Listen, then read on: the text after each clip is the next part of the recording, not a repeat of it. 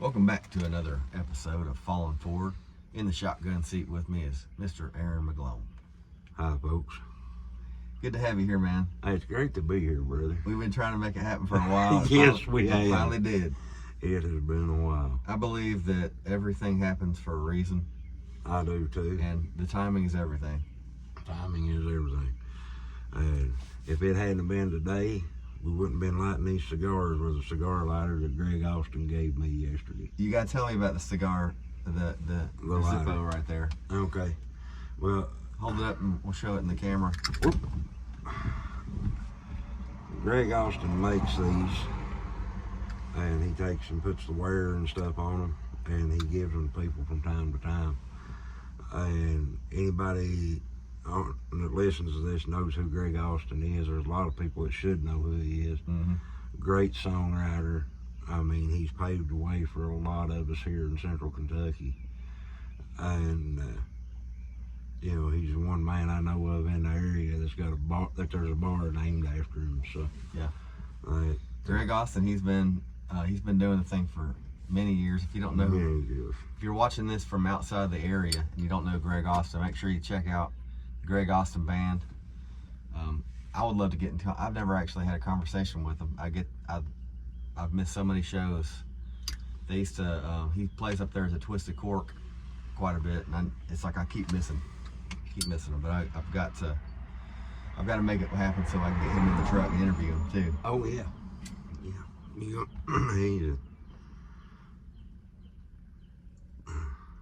has a lot of history and a lot of stories.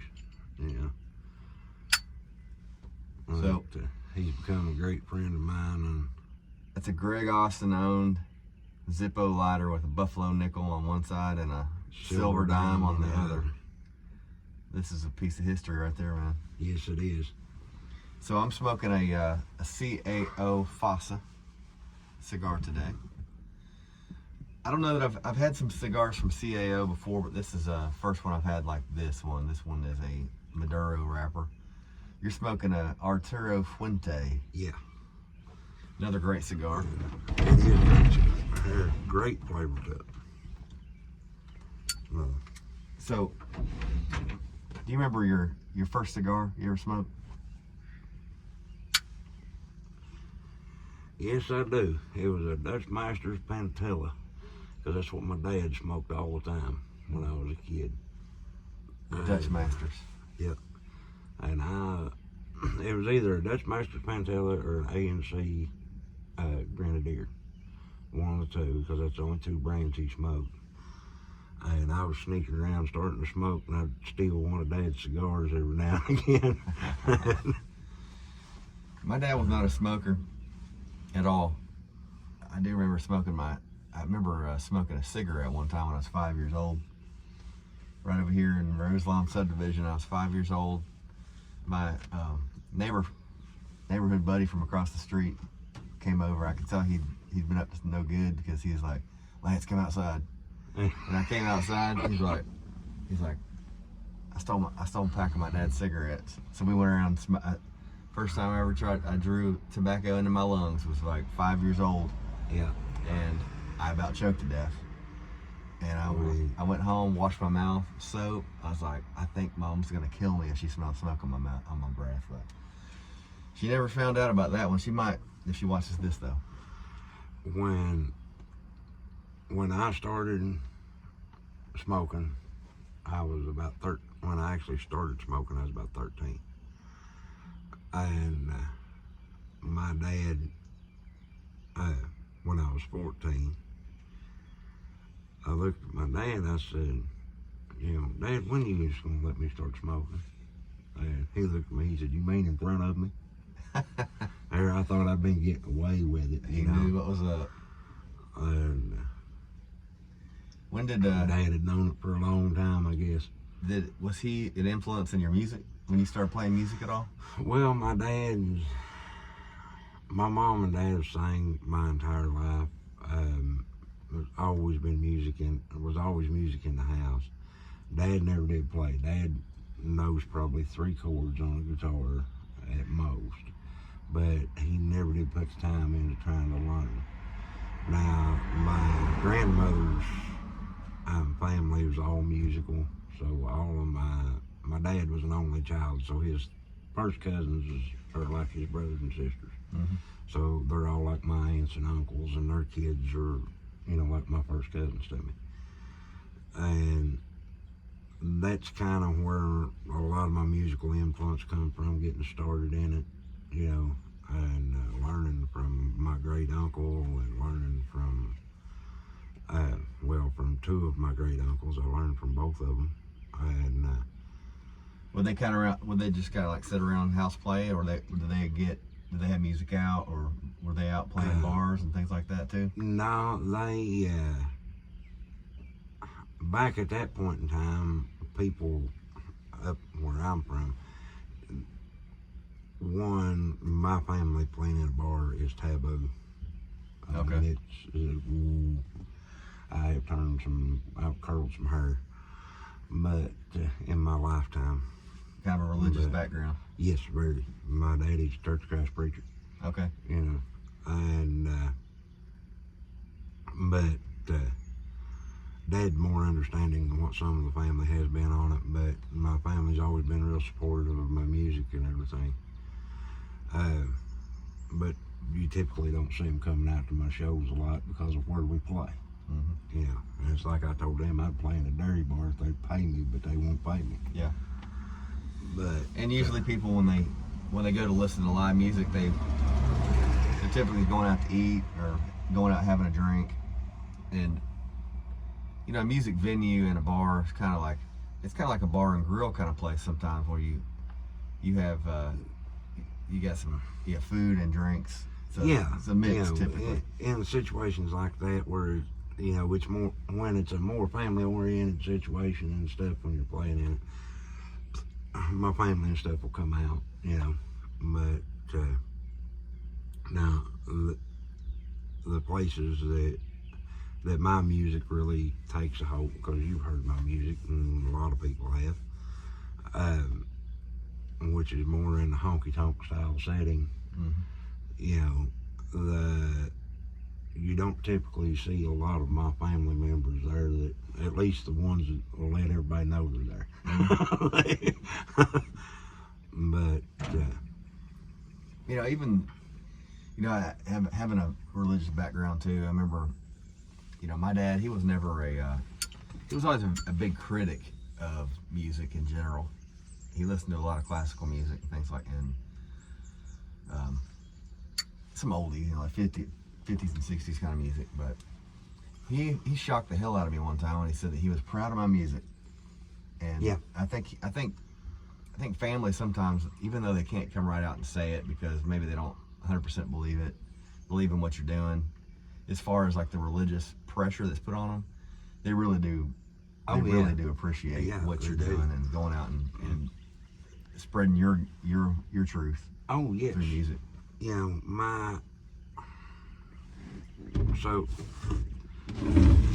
I come from a family that is, always, make sure you take the safe route, make sure you, do what's steady, what's consistent, everything like that. And it took me pretty much quitting everything that I ever did before, throwing it down and picking up my guitar and taking off with it, before I ever heard my dad say he was proud of me. I was 43 years old before I heard those words. Yeah. And I was on the road talking to him on the phone when he said it, and I pulled off the road. I said, "Can you hang on a minute? I need to record this." Well, those are the those kind of things make it worth it, don't they? Yes.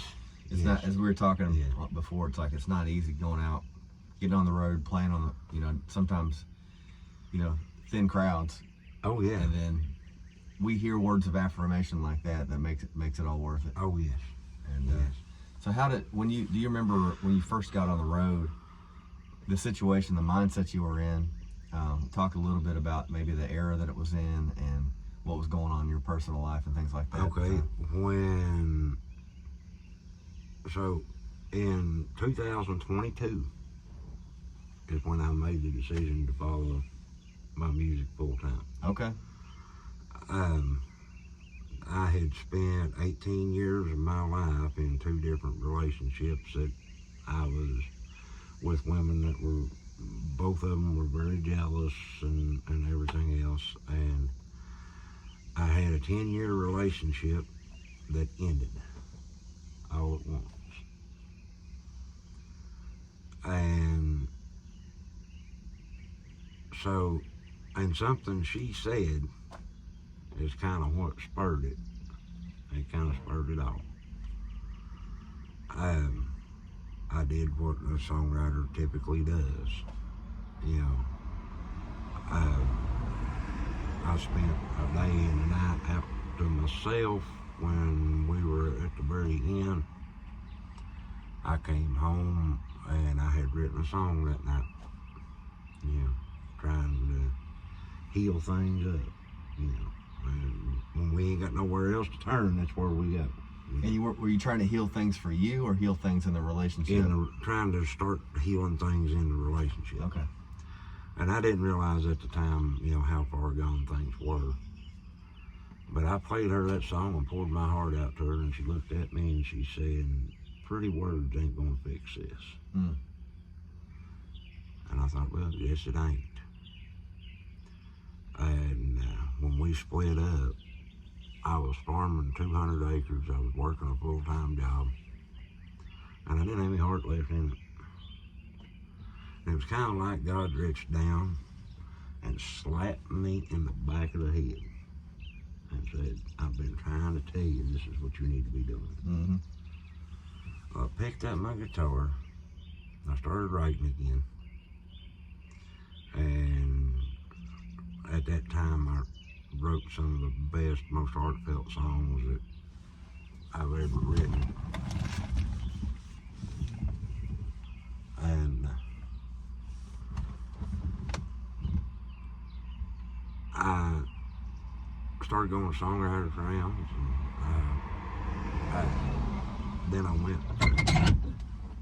I started going to songwriters rounds, and then I booked my first gig.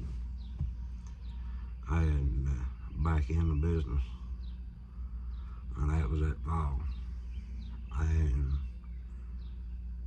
after, you know, nervous as all get out, because I'd never been on stage like that by myself, you know, just doing an acoustic gig. You know, here I was 42 years old, and I stepped up on stage, and I said, "I don't know why I'm doing this, but I'm doing it," you know. And started playing my stuff, crowd rolled in, and it turned out to be a really good show. I mean, I was so nervous I was shaking at that point in time.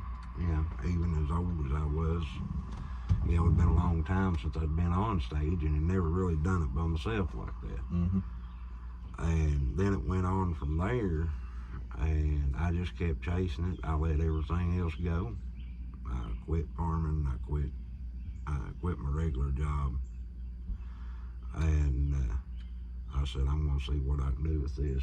I said, "This is where I'm happy at." Mm-hmm.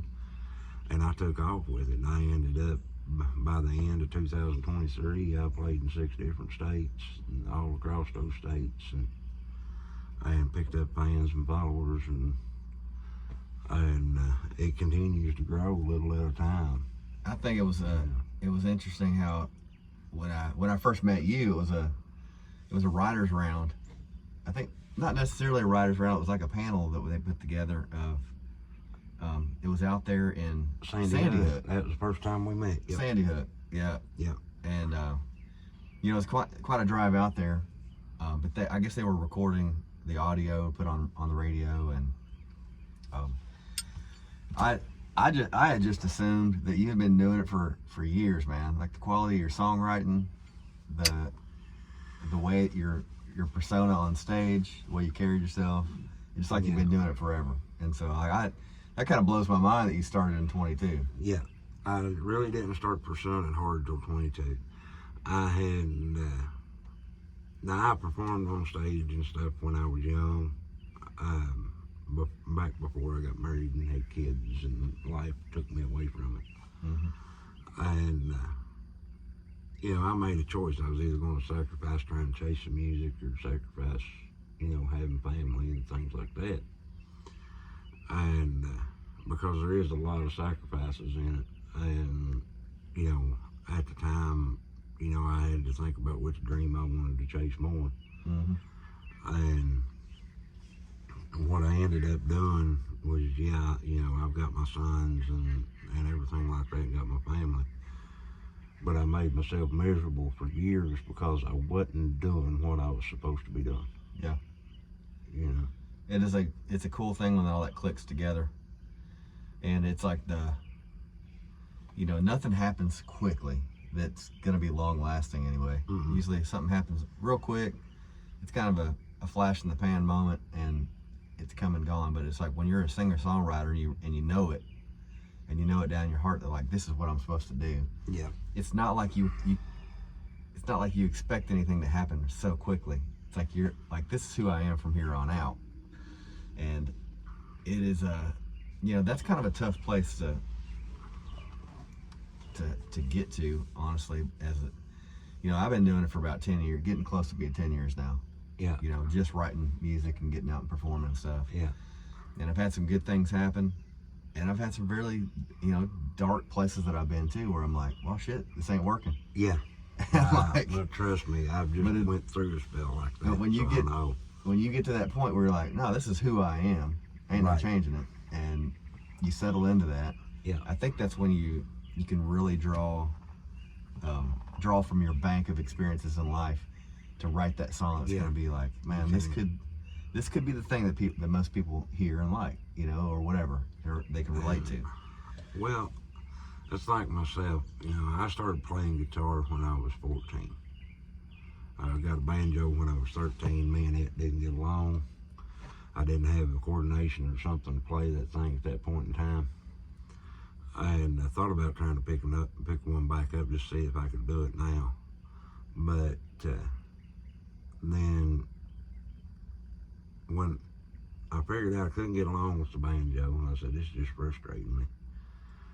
And then I got to looking around, you know, when like a teenage boy would think, you know, I ain't ever seen a banjo picker with a pretty girl on his arm. So yeah, that's true. Yeah, so I picked up a guitar, you know, I traded my banjo off and put a little money with it, and I still have that guitar, by the way. I've had since I was 14 years old, and it's in the closet there at my house. But I picked up a guitar and I've stayed with it ever since, and it's been, you know, 30 years of continuous learning. Mm-hmm. There's always something new to learn. Even the most proficient guitar player is still learning. Oh yeah. That's one thing I kind of like neglected through the years. Is like I'm focused on the quality of my songwriting, and yeah, I've really neglected my guitar playing skills. And I'm bad for the same thing. You know, and I think it's okay as a songwriter to not be the best guitar player, but it's also great to be able to, like the mindset that you're in is like always learning something, always picking up something new. Right.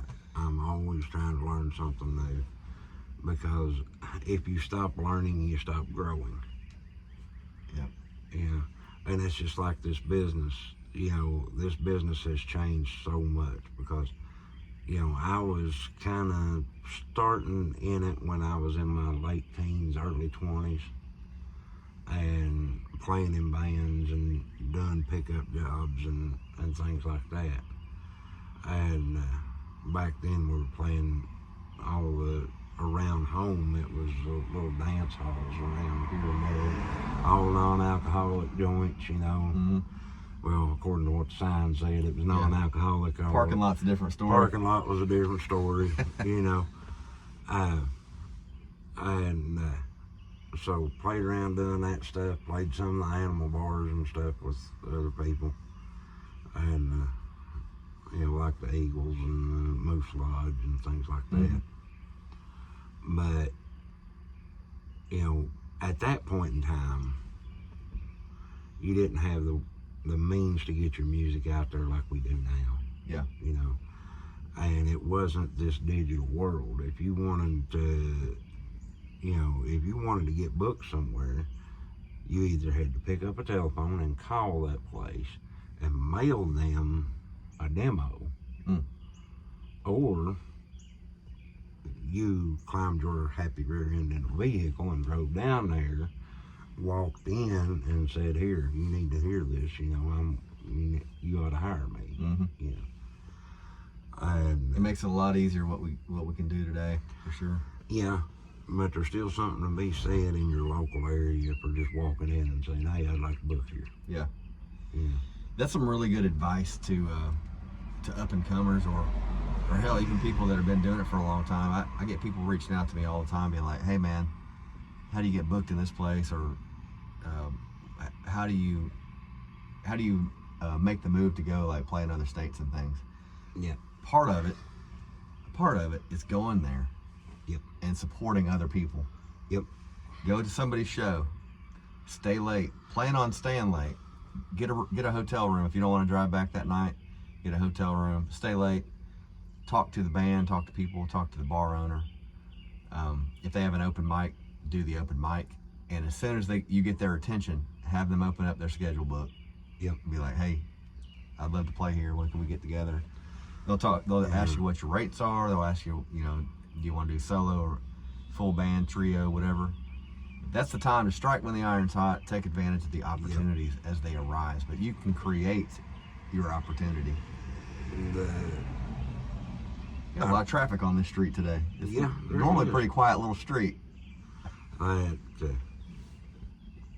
have people around here ain't ever seen nothing as ugly as me come in here. So, man, I always wonder too, like people driving by, like, look at those two dudes smoking in the truck. I bet they're smoking a big fat joint. I'm like, no, these are just cigars. yeah.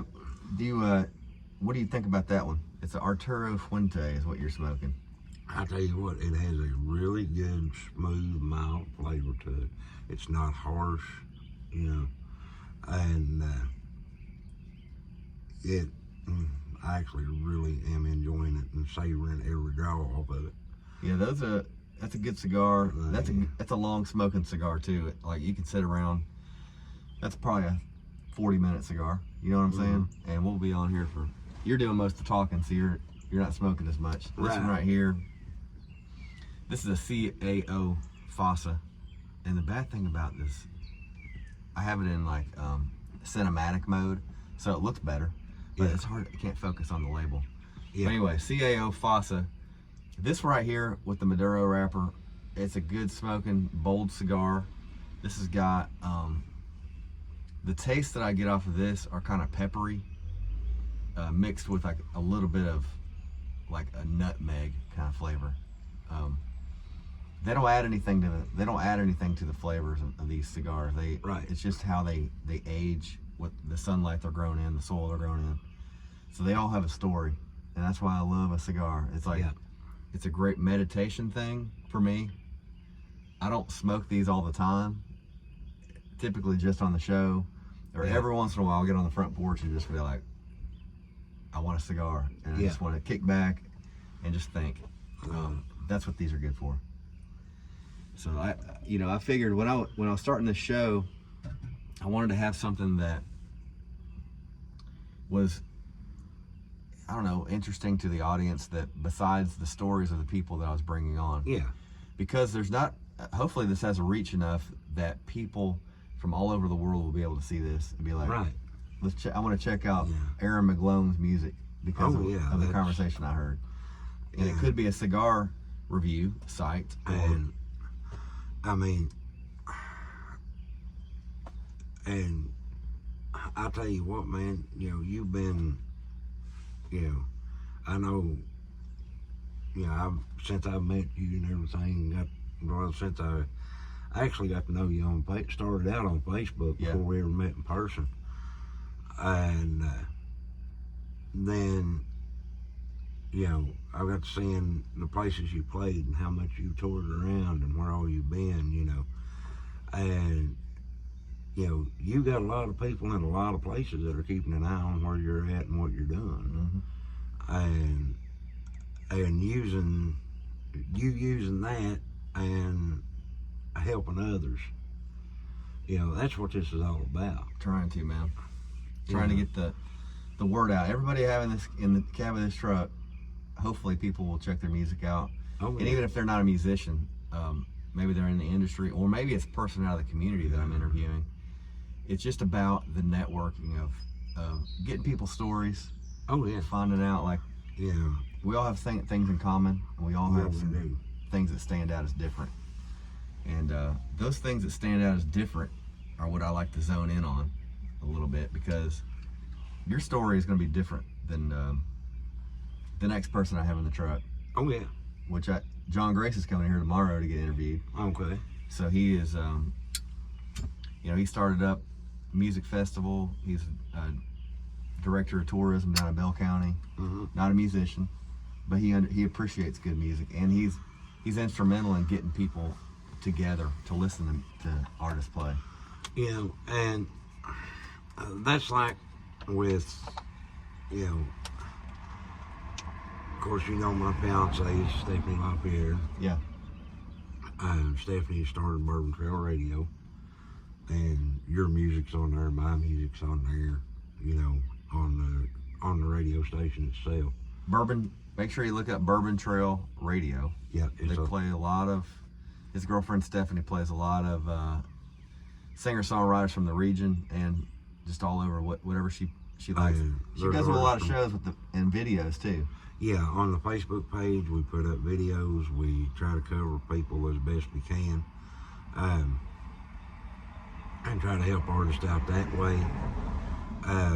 We've started the Bourbon and Notes Foundation, and we've been hosting 3 songwriters rounds a month, and we've had 2 in Lexington, and we've lost one of those because the venue changed hands.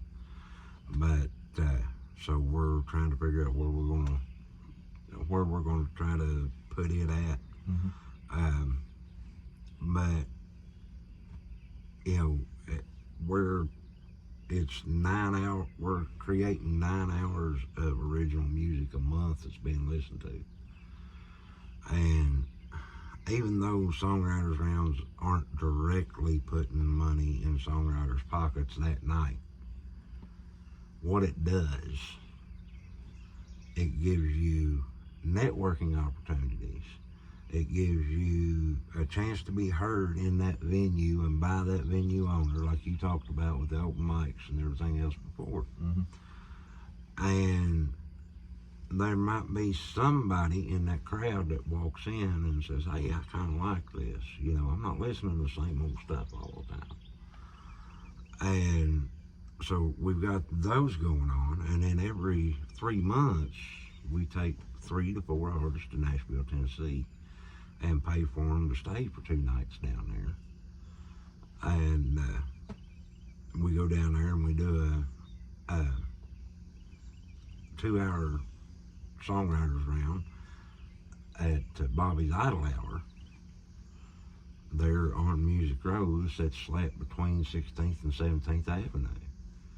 You know, and kind of a historic place too. There's dollar bills all over the wall with signatures on them, and some of those signatures are some pretty cool songwriters that's been in that place over the years. You know? That's cool. It's been there since the 50s. So those kind of moments can spur somebody's drive to be like, oh man, I'm a songwriter. I never thought I'd be playing on Music Row at a bar, and those kind of things can motivate a young songwriter to get out there, or even somebody that's been doing the thing for a while. May not have had that opportunity. It takes people like you and your girlfriend Stephanie to make that happen. And it's and Tiffany Corbin is involved in it too. She's on the board, and the 3 of us, we vote on everything that happens, and before $1 is spent on anything, the 3 of us have to vote on it and decide on it. But what do you have? Do you have some goals for that? Like, what is the what is the pathway of that organization you started with that? The pathway of it is to continue to build a following for original music and opening doors for songwriters to get their stuff heard. In time, we plan on, we've had discussions of possibly putting on like a 2-day festival that's going to be all original music, all songwriters coming in, you know, and having, you know, at most duos, not having, you know, it be a 2-day intimate setting. Cool. Is what we want to create. So we've talked about that. Also, a possibility of doing something similar to what we're doing in Nashville, at some point doing it in Texas. But right now, we fund all this through donations because I'm a songwriter, Mm-hmm. you know, performing artist out here, working musician. You know what kind of money we make? It ain't easy, Mm-hmm. you know. And so, you know, we're trying to get people behind the foundation and everything like that, and get them to kind of help us to get behind the cause and try to help people. Do you have is there a website or someplace that you can? There's a Facebook page as of right now that they can find us and find out what we're doing, and they can contact me through the Facebook page. It's Bourbon and Notes Foundation. And Bourbon and Oaks. Bourbon and Notes. And Notes. Notes. Bourbon and Notes. Yeah. Foundation. Okay. Notes. Yeah, that's if you're watching this, make sure you go to the Facebook page and monitor that. And if you feel like donating towards a good cause, that's one thing you can do. And so if we're getting to, I like to maybe get to about 40-minute mark. Okay. So let's backtrack a little bit. Okay. And talk about, you know, as a young man, would you ever have thought that you'd be in the situation where you're out doing your own music out on the road? Was it something you saw early on, or was it something in your older age that you're like, we talked about that moment where you're like, no, I'm a songwriter, I'm gonna go do it. What was there had to have been something that built to that point where you're like, this is the moment where I'm gonna do it? It was, you know, I had just lost that 10-year relationship when it really kicked in. But now, the dream had always been there. The dream was there. Yeah, it was there. It's what I always wanted to be doing. When you say the dream, what did you picture in your mind? Because I have when I think about when I first started, when I saw the dream in my own mind for myself, I saw a very specific thing. Yeah. What did you see when you saw that little vision, or that, okay, this is who I am, and there's a lot of things I have to do to get there, but yeah. Can you explain a little bit of that vision, maybe that dream early on? So, you know, I had, which that dream evolves over time, but initially, when I was young, you know, I pictured myself at at someday being at a Waylon Jennings level, you know, standing on that stage with 30,000 people out there in front of me, you know, and, you know, hearing everybody singing along with my songs, mm-hmm. you know, that picture was in my mind, and it still lingers there. Yeah. You know, but I'm a proponent of doubling down on that dream, man, and because I think that every time we picture something on some crazy level that we may not even understand, like that can happen. Yeah. It can happen, and so that's what keeps driving us down the road, you know. And well, that's like, you know, some people look at me and, you know, they look at my age and the gray hair and all this stuff, you know, which I'm 45. You know, I don't try to hide my age. I don't dye my hair. I don't, you know, I know some guys that do that stuff trying to look younger. There ain't no need in it. The music's gonna sound the same either way. Yeah. And but the way I look at it is, if my music's good enough, it don't matter what age I am. If the right people hear my music, it doesn't matter what age I am. Yeah. And I can vouch for this too. When you hear somebody live, you know, like we shared a show. We split a show one time. It was up in northern Kentucky, wasn't it? On the river somewhere, across the river. I think it was a little bar, really cool place. It was packed out, and yeah, I opened that night up I had a River Band of Mansburg. River Band, yes. Yeah, you had a full band. I played acoustic opening up that night. But I remember like I hadn't heard that many of your songs, other than like the writers round we were in, and like some stuff that I've seen that you've posted, and the way you held the crowd, man, was impressive. You got that honky tonk kind of front man vibe, and so it's. I'm just me. I mean, that's I'm no different, and it's what I try to get people to see. I'm no different sitting right here, me and you talking, than I am up there on the stage. You know, I'm the same person. Yeah. And I don't try to put on a different persona or anything else. I'm just who I am. When they see me dressed in black when I walk on stage, the majority of the time I'm dressed in black all the time. You know, and I think it's because of the slimming effect part of it. But they probably made a little Johnny Cash influence. A little bit Johnny Cash influence, and some of the reasons he wore the black. Yeah. You know, and if you listen to his song, you know, The Man in Black, you know, that'll tell you, you know, why he wore it. And it's kind of because of the things I see in the world today. You know, not a whole lot's changed. Yeah. You know, if anything's gotten worse. Different set of people in charge. Different set of people in charge making the same mistakes. It's the same kind of thing all the time. Mm-hmm. And plenty of fuel for songwriting. Oh yeah. Yeah. When I first started thinking about getting out and playing my music in front of people, I was watching all kinds of YouTube channels of like people, you know, kind of words of wisdom and some advice and things to do and things not to do. One of the things that I always saw that was consistent between a lot of people that were giving advice to artists going out and playing on the road was that you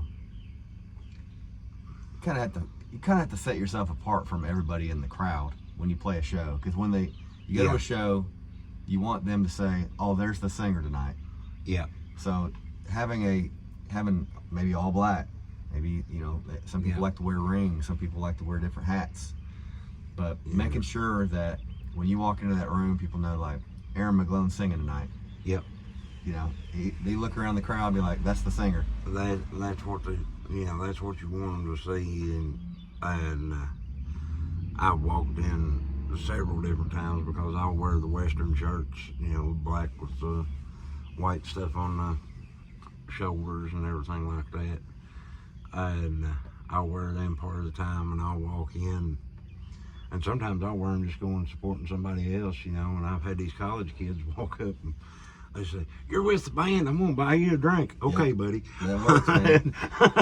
And I tell you, sometimes it feels weird wearing I have a couple different kind of like cowboy style hats that I wear on the stage. Sometimes I just wear whatever hat I want to. Right. But on different kind of shows, I feel like maybe this, I could wear my hat tonight. You know, I wear the hat. Yep. And 9 times out of 10, it'll strike up a conversation somewhere else in the city or the town that I'm in. Be like, "Oh man, you singer?" Yep. Like, "Yeah, I'm playing a show down the road. You gotta come out," or whatever. And I've had out in Colorado one time, I was wearing a hat. Guy comes up. He's like, "Dude, are you a singer?" I was like, "Yeah, I just played a gig down the road a couple days ago." And it wasn't even a gig day. I still wearing my hat though. And he's like, "What kind of music do you play?" And I sent him a link to my stuff. He comes back 30 minutes later. He's like, I listened to your stuff. He's like, I like it. He's like, let's keep in touch. Had no idea who the guy was. Yeah. Turns out his name was Cooper Roberts. We're still really good friends to this day. And he was booking for a festival out there. Cool. Booked me on it for the next year. That festival led to me opening up another festival for the town that I was in. But going back out there for 5 shows in Colorado, all because I stood out as like, to him that night, it was like somebody like, oh, he's a singer. Oh yeah. So those kind of things can matter, you know. And I like to give, you know, kind of our words of wisdom to the crowd that's up and coming. Oh yeah. And so, thinking about those kind of things, what kind of advice could you give to, let's say somebody that's 18 years old, they playing their guitar, they just wrote their first song. What's some advice that you would give them to help them along the way? Because we know the path that they're getting ready to take. It's not easy. So what's something that you could tell them to kind of help them out? Stick with what's real. You know, when you write what's real, sing what's real, and be true to yourself. You know, stay, you know, there's all kinds of fakes out there. There's all kinds of people that are standing on stage and they're trying to fake a hillbilly accent and everything else. Mm-hmm. Be who you are. You know, whether it's your writing, you know, make your writing you. You know, it's a part of who you are. Yeah. And it's a statement that you're making about yourself when you're on that stage. So I'm big on keeping everything within reality. You know. It's very good advice. And you know, we're not pretending like it's easy to get out there and get on stage and sing your songs. It's not. And to hold your own and not trying to be like everybody else, and to say, you know, here's my story, here's my songs, I want you to hear them. And not every crowd is going to want to hear your stuff, and you just got to keep going. Not every crowd's going to want to hear you, and you're going to have bad nights as well as good nights. You're going to have nights that you're going to sit there and there's nobody but a bartender in the room and play your show. You know, still, I don't care if there's a crowd of 1 or there's a crowd of 30,000. Still give them the best show you can give them every time you go out. That's the best advice right there, man. And we're going to conclude it right around there. Anytime I get over 40 minutes, it's like hard to upload it. But yeah, I understand. I understand completely. Aaron McGlone, where can everybody find your stuff? You can look me up. My website is aaronmcglone.com. So you can find me there. And that's got my email. You can email directly through my website if you want to book me. There's links to my music that are being tied to it, and my schedule is also being tied to the website too. You can find me on Facebook, Instagram, and TikTok. You know, follow me on there, check it out. All right. You know, all my music is on all major streaming services. It's on iTunes, Spotify, all that stuff, and another 250 different ones that I can't pronounce because they're all in Japanese or something. But, isn't that cool how that happens too? Like the world we live in, you know, I may not have anybody listen to my stuff around here, but they listen to it some other country. oh You know, yeah, it's crazy how that. you know, I look at mine and I see these spins in like Nigeria and places like that. I'm thinking, they like country music in Nigeria. Okay, we're good with this. Yeah, there's people, you know, I love when I see that kind of thing. When I see something like an obscure kind of country that I, you know, hadn't thought about them listening to country music, I see something like that on there. It's great because it shows the potential. Oh, yeah. It shows the potential of, like, You know, how you'll get a little pocket of interest of, you know, and they, just like when I met you, I thought maybe you'd been doing this since you were a kid, like they're out there playing music, just because of the quality of your songwriting and your demeanor on stage. well, I wrote my first song when I was 15. 15. Yeah. Do you remember what it was or anything about it? I remember it sucked. It takes a bunch of those, man. I never even finished my first song because it was about some girl that I liked down in Florida, and we had a long distance relationship, you know. And I started it. I was so heartfelt about it, but it never went anywhere. Yep. But that's the way it is. Yep. And that's all part of it. It is. It's just it's part of the path, man. Yep. It's really part of the path. Well, what do you think about that cigar in conclusion? In conclusion, that is a really good cigar, and I would definitely recommend it. To probably end up buying a few of those myself. That's a good one. And this one, CAO Fasa, a great cigar. I've kind of canoed it out because of my, I haven't really been focusing on smoking the cigar. It's been, conversations will do that sometimes. Yeah, to a good cigar. They will. But everybody check out Aaron McGlone's music. Like, subscribe this, share it, put it on your, share it to your buddies, people that never heard of Aaron. And my name's Lance Rogers. I got a bunch of music out too. Hopefully you check it out as well. And we're gonna wrap it up there. And thanks for coming on Falling Forward, man. Hey, man, anytime. Like to have you back sometime. We will definitely do it again. Y'all make sure you're smoking good cigars. Yes. And hanging out with good people. And writing good songs. Listening to good music. Yep. See you next time. See y'all later.